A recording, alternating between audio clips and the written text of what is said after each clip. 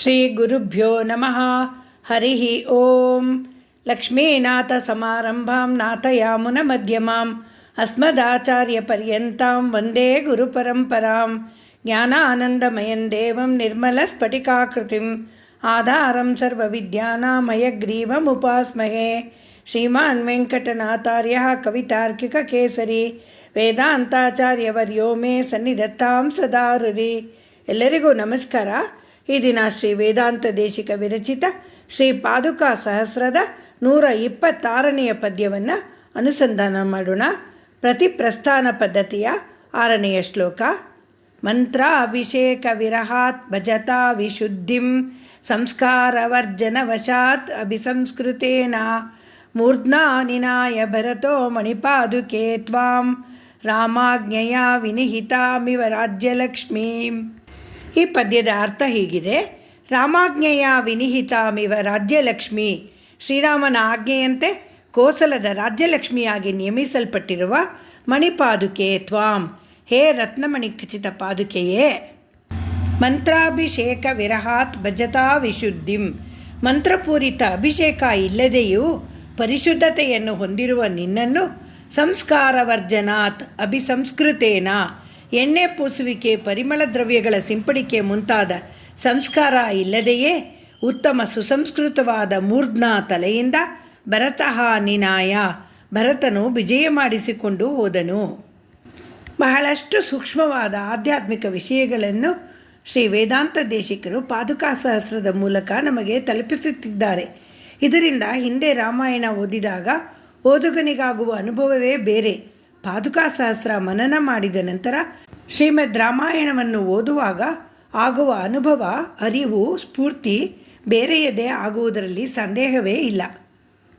ಶ್ರೀರಾಮನು ವನವಾಸಕ್ಕೆ ಬಂದದ್ದು ಅವನ ಕರ್ಮಫಲಗಳಿಂದ ಅಲ್ಲ, ಸ್ವಂತ ಇಚ್ಛೆಯಿಂದ. ಪಾದುಕಾದೇವಿಯು ರಾಮನನ್ನು ಬಿಟ್ಟು ಹೋಗಿ ರಾಜ್ಯಲಕ್ಷ್ಮಿಯಾಗಿ ಬೇಕಾಗಿ ಬಂದುದು ಅವಳ ಕರ್ಮಫಲದಿಂದಲ್ಲ, ಪ್ರಭುವಿನ ಆಜ್ಞೆಯಿಂದ. ತನ್ನ ರತ್ನಖಚಿತ ಮಣಿ ಪಾದುಕೆಗಳನ್ನು ರಾಜ್ಯಲಕ್ಷ್ಮಿಯಾಗಿ ಭರತನ ಜೊತೆ ಕಳಿಸಿಕೊಡುತ್ತಿದ್ದಾನೆ ಶ್ರೀರಾಮಚಂದ್ರ. ಶ್ರೀರಾಮನನ್ನು ಬಿಟ್ಟು ಹೊರಟರೂ ದುಃಖಿಸುವ ಹಾಗಿಲ್ಲ ಪಾದುಕಾದೇವಿಗೆ. ರಾಜ್ಯಲಕ್ಷ್ಮಿಯಾದ ಮೇಲೆ ಸಿಂಹಾಸನ ಏರಿ ರಾಜ್ಯವಾಳಬೇಕು. ಸಿಂಹಾಸನ ಏರುವ ದಿನ ಪಟ್ಟಾಭಿಷೇಕವಾಗಬೇಕು. ಪಟ್ಟಾಭಿಷೇಕ ಎಂದರೆ ಸಾಮಾನ್ಯವೇ? 7 ಸಮುದ್ರಗಳಿಂದ ಎಲ್ಲ ನದಿಗಳಿಂದ ತಂದ ಪವಿತ್ರವಾದ ನೀರನ್ನು ಮಂತ್ರಗಳಿಂದ ಪವಿತ್ರಗೊಳಿಸಬೇಕು. ಇದಕ್ಕೆ ಉದಕಶಾಂತಿ ಎನ್ನುತ್ತಾರೆ. ಋತ್ವಿಕರು ನೀರಿನ ಕುಂಭಗಳ ಸುತ್ತ ಕುಳಿತು ಉದಕಶಾಂತಿ ಮಂತ್ರವನ್ನು ಅನೇಕ ಗಂಟೆಗಳ ಕಾಲ ಅವ್ಯಾಹತವಾಗಿ ಪಠಿಸಿ ನೀರನ್ನು ಮಂತ್ರದ ಘೋಷದಿಂದ ಸಂಸ್ಕರಿಸುತ್ತಾರೆ. ನಂತರ ಆ ನೀರಿನಿಂದ ಸಿಂಹಾಸನವನ್ನೇರುವ ಚಕ್ರವರ್ತಿಯ ಎಣ್ಣೆ, ಸುಗಂಧ ದ್ರವ್ಯಗಳಿಂದ ಸುಸಂಸ್ಕೃತವಾದ, ಅಂದರೆ ಅಚ್ಚುಕಟ್ಟಾದ ತಲೆಗೆ ಅಭಿಷೇಕವಾಗಬೇಕು. ಚಿತ್ರಕೂಟದಲ್ಲಿ ವಸಿಷ್ಠರ ಶ್ರೀರಾಮನ ಅನುಜ್ಞೆಯಂತೆ ರಾಜ್ಯಲಕ್ಷ್ಮಿಯಾದ ಪಾದುಕಾದೇವಿಗೆ ಇದೆಲ್ಲ ನಡೆಯಲಿಲ್ಲ ನಿಜ. ಆದರೆ ಇದಕ್ಕೂ ಮಿಗಿಲಾದ, ಕಣ್ಣಿಗೆ ಕಾಣದ, ಅಂದರೆ ಹೃದಯಕ್ಕೆ ಮಾತ್ರ ಕಾಣುವ, ಮನಸ್ಸುಗಳಿಗೆ ಗೋಚರವಾಗುವ ವೈಭವವಾದ ಪಟ್ಟಾಭಿಷೇಕ ಅಲ್ಲಿ ನಡೆದಿತ್ತು ಎಂದಿದ್ದಾರೆ ಶ್ರೀ ವೇದಾಂತ ದೇಶಿಕರು. ಮಂತ್ರಾಭಿಷೇಕ ವಿರಹಾತ್ ಭಜತಾಂ ವಿಶುದ್ಧಿಂ, ಮಂತ್ರಾಭಿಷೇಕ ಇಲ್ಲದೆಯೂ ಪರಿಶುಭ್ರವಾದ ಎಂದರು. ಅಲ್ಲಿ ಸಮುದ್ರ, ನದಿ, ನೀರುಗಳಿಂದ ತುಂಬಿದ ಕುಂಭಗಳು ಇರಲಿಲ್ಲ. ಆದರೆ ಶ್ರೀರಾಮ, ಭರತ ಮತ್ತು ಅಲ್ಲಿ ನೆರೆದಿದ್ದ ಸಮಸ್ತ ಜನರ ಹೃದಯಗಳಲ್ಲೂ ಪ್ರೀತಿ, ಭರವಸೆ, ಪರಸ್ಪರ ನಂಬಿಕೆಗಳು ಘನೀಕರಿಸಿ ಕರಗಿ ನೀರಾಗಿ ಕಣ್ಣುಗಳಿಂದ ಪ್ರವಾಹದಂತೆ ಹರಿದು ಪಾದುಕಾದೇವಿಯ ಅಭಿಷೇಕ ನಡೆದು ಅವಳು ಮತ್ತೂ ಪರಿಶುದ್ಧಳಾಗಿದ್ದಳು. ರತ್ನಖಚಿತವಾದ ಸಿಂಹಾಸನ ಅಲ್ಲಿ ಇಲ್ಲದಿದ್ದರೇನು? ರಾಮನ ಮೇಲಿನ ಪ್ರೀತಿಯಿಂದ ತಾನು ತಾಪಸನಂತೆ ಜಟೆ ಕಟ್ಟಿಕೊಂಡು ಬಂದಿದ್ದ ಭರತನ ಯಾವ ಕಳಂಕವೂ ಇಲ್ಲದ ಅಚ್ಚುಕಟ್ಟಾದ ತಲೆಯೇ ಸಿಂಹಾಸನವಾಗಿತ್ತು ಪಾದುಕಾದೇವಿಗೆ ಎಂದಿದ್ದಾರೆ ಶ್ರೀ ವೇದಾಂತ ದೇಶಿಕರು. ಸಂಸ್ಕೃತ ಎಂದರೆ ಅಚ್ಚುಕಟ್ಟು ಎಂದರ್ಥ. ಸಂಸ್ಕೃತ ಭಾಷೆಯೂ ಸಹ ಅತ್ಯಂತ ಅಚ್ಚುಕಟ್ಟಾದ ಭಾಷೆ. ಅದಕ್ಕೆ ಆ ಹೆಸರು. ಆ ಭಾಷೆಗೆ ನಡೆ ನುಡಿಗಳಲ್ಲಿ ಅಚ್ಚುಕಟ್ಟಾಗಿರುವವರನ್ನು ಸುಸಂಸ್ಕೃತರು ಎನ್ನುತ್ತಾರಲ್ಲ, ಹಾಗೆ. ಭರತ ರಾಮರನ್ನು ಮೊದಲ್ಗೊಂಡು ಅಯೋಧ್ಯೆಯ ಪುರಜನರವರೆಗೆ ಇಲ್ಲಿಯವರೆಗೆ ಎಲ್ಲರ ಮನದಲ್ಲೂ ಕ್ಲೇಶವಿತ್ತು, ಗೊಂದಲವಿತ್ತು. ಎಲ್ಲರ ಮನಸ್ಸು ಅಲ್ಲೋಲ ಕಲ್ಲೋಲವಾಗಿತ್ತು. ಆದರೆ ಪಾದುಕಾದೇವಿ ಅತ್ಯಂತ ಪರಿಶುದ್ಧ ಹೃದಯದ ಭರತನ ತಲೆಯ ಮೇಲೆ ವಿರಾಜಮಾನಳಾದಾಗ ಎಲ್ಲ ಜನರ ಮನಸ್ಸಿನ ತಳಮಳವು ಶಾಂತವಾಗಿತ್ತು. ಎಲ್ಲರೂ ತಮ್ಮ ಪ್ರೀತಿಯ ಶ್ರೀರಾಮನನ್ನು ಅಗಲಿ ಅಯೋಧ್ಯೆಗೆ ಹೊರಡುವ ಸ್ಥೈರ್ಯವನ್ನು ಪಡೆದಿದ್ದರು. ಆಹಾ, ಭರತನಂತಹ ಉತ್ತಮನ ಸಂಸ್ಕಾರವೇನು, ಪರಿಶುದ್ಧ ಹೃದಯಗಳಿಂದ ಹರಿದ ಕಣ್ಣೀರಿನ ಪಾವಿತ್ರ್ಯವೇನು, ಇಂತಹ ಸೂಕ್ಷ್ಮ ಸಂವೇದನೆಗಳ ಸುಂದರ ಅನುಭವವನ್ನು ನೀಡಿದ್ದಾರೆ ಶ್ರೀ ವೇದಾಂತ ದೇಶಿಕರು ಈ ಪದ್ಯದಲ್ಲಿ. ಇನ್ನು ಈ ಶ್ಲೋಕದಲ್ಲಿ ಆಚಾರ್ಯ ಆಳ್ವಾರುಗಳ ವೈಭವ ತೆಗೆದುಕೊಂಡರೆ ನಾಥಮುನಿಗಳನ್ನು ಭರತ ಎನ್ನುತ್ತಾರೆ. ಭಾ ಎಂದರೆ ಭಾವ, ರಾ ಎಂದರೆ ರಾಗ, ತಾ ಎಂದರೆ ತಾಳ. ನಾಥಮುನಿಗಳು ತಿರುವಾಯ್ಮೊಳಿಯನ್ನು ಇತರ ದಿವ್ಯ ಪ್ರಬಂಧಗಳನ್ನು ಭಾವರಾಗ ತಾಳಗಳ ಸಮೇತ ಅದ್ಭುತವಾಗಿ ಹಾಡುತ್ತಿದ್ದರಂತೆ. ಮಧುರಕವಿ ಆಳ್ವಾರರು ದೇಶವನ್ನೆಲ್ಲ ಸುತ್ತಿ ಆಳ್ವಾರ್ ತಿರುನಗರಿಗೆ ಬಂದು ನಮ್ಮಾಳ್ವಾರರನ್ನು ಕಂಡು ಅವರನ್ನೇ ದೈವವಾಗಿ ಭಾವಿಸಿದರಂತೆ. ನಾಥಮುನಿಗಳು ಸಹ ಲುಪ್ತವಾದ 4000 ದಿವ್ಯ ಪ್ರಬಂಧಗಳನ್ನು ಹುಡುಕಿಕೊಂಡು ಬಂದು ಮಧುರಕವಿ ಆಳ್ವಾರರು ರಚಿಸಿದ ಕಣ್ಣಿನುಣ್ ಶಿರುತ್ತಾಂಬು 11 ಪದ್ಯಗಳನ್ನು ನಿದ್ರಾಹಾರಗಳನ್ನು ಬಿಟ್ಟು ಸತತವಾಗಿ ಜಪಿಸಿ ನಮ್ಮಾಳ್ವಾರರನ್ನು ಪ್ರತ್ಯಕ್ಷ ಮಾಡಿಕೊಂಡು ತಿರುವಾಯ್ಮೊಳಿಯನ್ನು ಇನ್ನಿತರ ದಿವ್ಯ ದ್ರಾವಿಡ ಪ್ರಬಂಧಗಳನ್ನು ಪಡೆದು ಜಗತ್ತಿಗೆ ಕಲ್ಯಾಣವನ್ನು ಉಂಟು ಮಾಡಿದರು.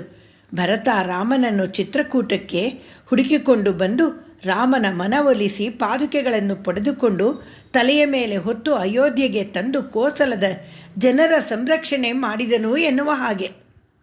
ಭರತನು ಶ್ರೀರಾಮನ ಅಣತಿಯಂತೆ ರಾಜ್ಯಲಕ್ಷ್ಮಿಯಾದ ಪಾದುಕೆಗಳನ್ನು ಹೊತ್ತು ಅಯೋಧ್ಯೆಯ ಜನರಿಗೆ ಸಮರ್ಪಿಸಿದಂತೆ ನಾಥಮುನಿಗಳು ಸಹ ತಮ್ಮ ಯೋಗ ವಿದ್ಯೆಯನ್ನು ಬದಿಗೊತ್ತಿ ಎಲ್ಲವನ್ನೂ ತ್ಯಾಗ ಮಾಡಿ ನಮ್ಮಾಳ್ವಾರರನ್ನು ಒಲಿಸಿಕೊಂಡು ಅವರಿಂದ ತಿರುವಾಯ್ಮೊಳಿ ಎಂಬ ಮೋಕ್ಷ ಸಾಮ್ರಾಜ್ಯ ಲಕ್ಷ್ಮಿಯನ್ನು ಪಡೆದುಕೊಂಡು ತಲೆಯ ಮೇಲೆ ಹೊತ್ತು ಭಾವರಾಗ ತಾಳ ಸಹಿತವಾಗಿ ಜನರಿಗೆ ಸಮರ್ಪಿಸಿ ಎಲ್ಲರಿಗೂ ಮೋಕ್ಷ ಸಾಮ್ರಾಜ್ಯ ಲಕ್ಷ್ಮಿಯ ಅನುಗ್ರಹ ದೊರೆಯುವಂತೆ ಮಾಡಿದರು ಎಂದು.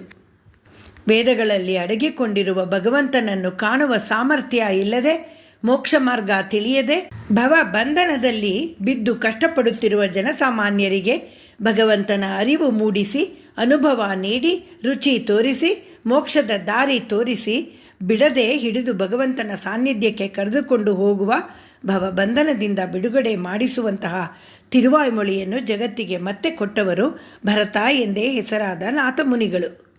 ಭಗವಂತನ ಆದೇಶದಂತೆ ಶ್ರೀ ವಿಶ್ವಕ್ಸೇನರು ನಮ್ಮಾಳ್ವಾರರಾಗಿ ಶಠಾರಿ ಪಾದುಕಾ ಸ್ವರೂಪರಾಗಿ ಅವತಾರವೆತ್ತಿ ಸಕಲ ವೇದಶಾಸ್ತ್ರಗಳ ತಾತ್ಪರ್ಯವಾದ ತತ್ವಹಿತ ಪುರುಷಾರ್ಥಗಳನ್ನು ಅರ್ಥಪಂಚಕದ ಸ್ವರೂಪವನ್ನು ಹೊಂದಿರುವ ದ್ವಯಮಂತ್ರದ ಅರ್ಥವನ್ನು ತಿಳಿಸಿಕೊಡುವ ತಿರುವಾಯ್ಮೊಳಿಯನ್ನು ರಚಿಸಿದ್ದು ಜಗತ್ತಿಗೆ ನಾಥಮುನಿಗಳ ಮೂಲಕ ತಲುಪಿಸಿದವರು ನಮ್ಮಾಳ್ವಾರರು.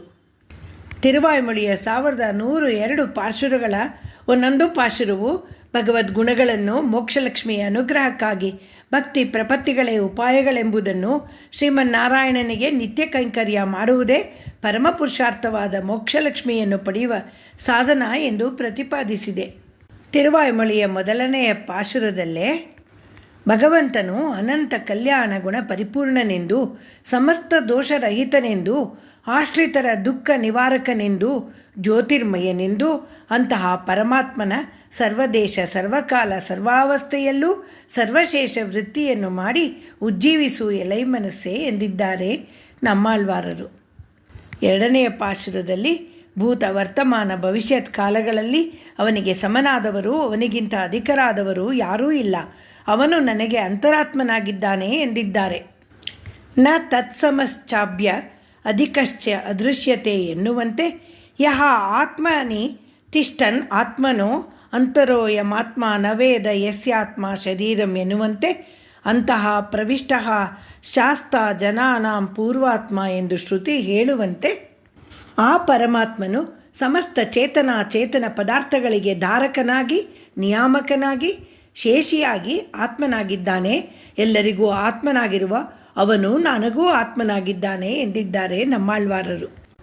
திட விஷும்பு எரி வழி நீர் நிலம் இவை மிசை படர் பொருள் முழுவதுமாய் அவை அவை தோறும் உடன்மிசை உயிரின கரந்தெங்கும் பருந்துளன் ಶುಡರ್ಮಿಹು ಶುರದಿಯೋಳ್ ಇವೈ ಉಂಡ ಶುರನೇ. ಇದು ತಿರುವಾಯ್ಮೊಳಿಯ 7ನೆಯ ಪದ್ಯ. ಸಾಮವೇದದ ಛಾಂದೋಗ್ಯೋಪನಿಷತ್ತಿನ ಸಾರವನ್ನೇ ಹೇಳುತ್ತದೆ. ವಿಶುಂಭು ಎಂದರೆ ಆಕಾಶ, ಎರಿ ಎಂದರೆ ಬೆಂಕಿ, ವಳಿ ಎಂದರೆ ಗಾಳಿ, ನೀರು ಎಂದರೆ ನೀರು, ನಿಲಂ ಎಂದರೆ ನೆಲ ಅಥವಾ ಪೃಥ್ವಿ. ಈ ಪಂಚಭೂತಗಳಿಂದ ಆದ ಎಲ್ಲ ಚೇತನ ವಸ್ತುಗಳಲ್ಲಿಯೂ ಮುಳುವುದು ಮಾಯ್ ವಿಸ್ತೃತವಾದ ಎಲ್ಲ ವಸ್ತುಗಳಲ್ಲಿಯೂ ವ್ಯಾಪಿಸಿ ಅವಯವೈ ತೋರುಮೆಂದರೆ ಆಯಾ ವಸ್ತುಗಳಲ್ಲೆಲ್ಲ ದೇಹದೊಳಗೆ ಜೀವಾತ್ಮನು ಮರೆಯಾಗಿರುವಂತೆ ತಾನೂ ಮರೆಯಾಗಿದ್ದು ಪರಮಾತ್ಮ ವಸ್ತು ಏಕಮೇವ ದ್ವಿತೀಯವಾಗಿ ಅನೇಕದಲ್ಲಿ ಏಕರೂಪವಾಗಿದೆ ಎಂದಿದ್ದಾರೆ. ಅದನ್ನು ಅರಿತರೆ ಜಗತ್ತನ್ನೇ ಅರಿತಂತೆ ಎನ್ನುತ್ತಾರೆ.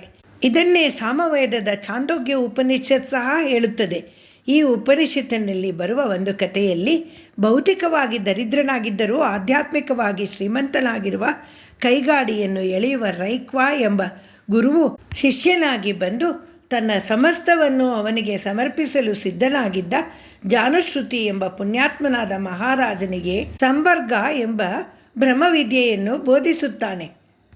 ಅನೇಕದಲ್ಲಿ ಏಕವಾಗಿರುವ ಆ ವಸ್ತುವನ್ನು ಅರಿತರೆ ಜಗತ್ತನ್ನೇ ಅರಿತಂತೆ ಎಂದು ರೈಕ್ವ ತನ್ನ ಶಿಷ್ಯ ಜಾನುಶ್ರುತಿಗೆ ಸಂವರ್ಗ ವಿದ್ಯೆಯನ್ನು ಬೋಧಿಸುತ್ತಾನೆ. ಇಂತಹ ಶ್ರುತಿ ಸ್ಮೃತಿ ಪ್ರತಿಪಾದಕವಾಗಿರುವ ತಿರುವಾಯ್ಮೊಳಿಯನ್ನು ಮತ್ತಿತರ ದ್ರಾವಿಡ ದಿವ್ಯ ಪ್ರಬಂಧಗಳನ್ನು ನಾಥಮುನಿಗಳಿಗೆ ಮತ್ತೆ ದೊರಕಿಸಿಕೊಟ್ಟು ಅದನ್ನು ಜಗತ್ತಿಗೆ ತಲುಪುವಂತೆ ಮಾಡಿದವರು ಶಟಾರಿ ಸ್ವರೂಪದ ಪಾದುಕಾ ಸ್ವರೂಪಿ ಶ್ರೀ ನಮ್ಮಾಳ್ವಾರರು. ಶ್ರೀ ನಿಗಮಾಂತ ಮಹಾದೇಶಿಕಾಯ ನಮಃ. ಶ್ರೀ ರಂಗನಾಥ ದಿವ್ಯಮಣಿ ಪಾದುಕಾಭ್ಯಾಂ ನಮಃ.